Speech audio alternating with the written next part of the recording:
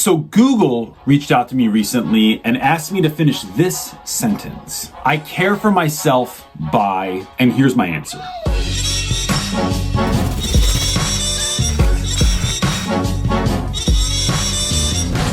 I've been giving this actual idea a lot of thought lately because I've been thinking about this idea of how important social emotional care is for us and for those around us, especially since the pandemic has sort of hit. And for me, I finish this sentence like this: I care for myself by putting myself first. And I think this is counterintuitive, especially for a lot of educators, because we tend to put students first, our families first, what the administration wants us to do first. And really, we forget this one thing, that the love and the care that we pour into ourselves is what we can give from. In my life, my hierarchy is my connection to God, it is myself, it is my wife, then my children, then my friends, then my work.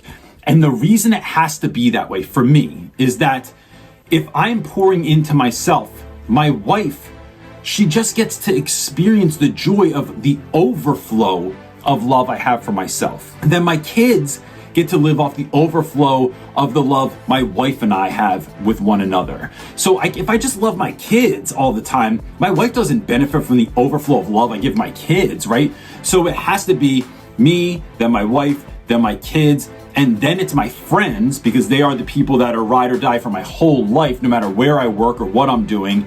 And then it's my job after that. And when I keep that hierarchy, I find that my life it feels more stable, and it puts me in a place of being on offense instead of defense, because I'm not waiting for somebody else to love me, to show up, to care about me, to do the right thing, for the boss to say the right thing, or for my kids to love me, or my wife to do the thing.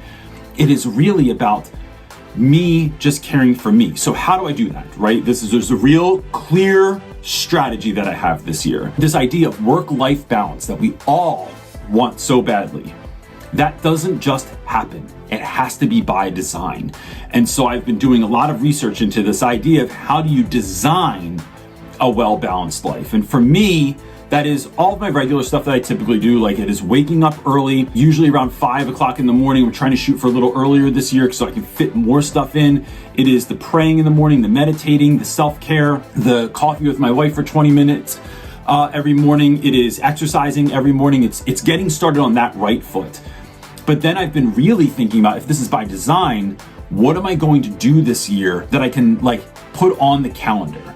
So I can't just hope that I'm gonna go on a date with my wife, which I'm not really good at, right? We talk a lot, we hang out a lot, but we're really bad at planning dates for ourselves.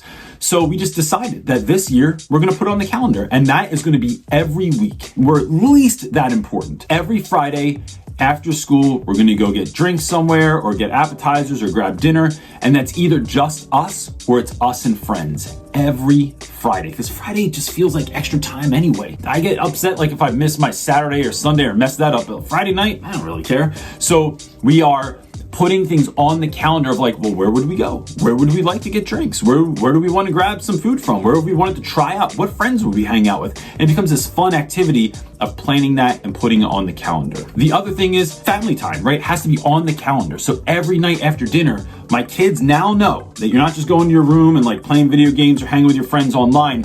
It is an hour of mandatory family time. That's what we're doing. Mandatory family time for 1 hour a night.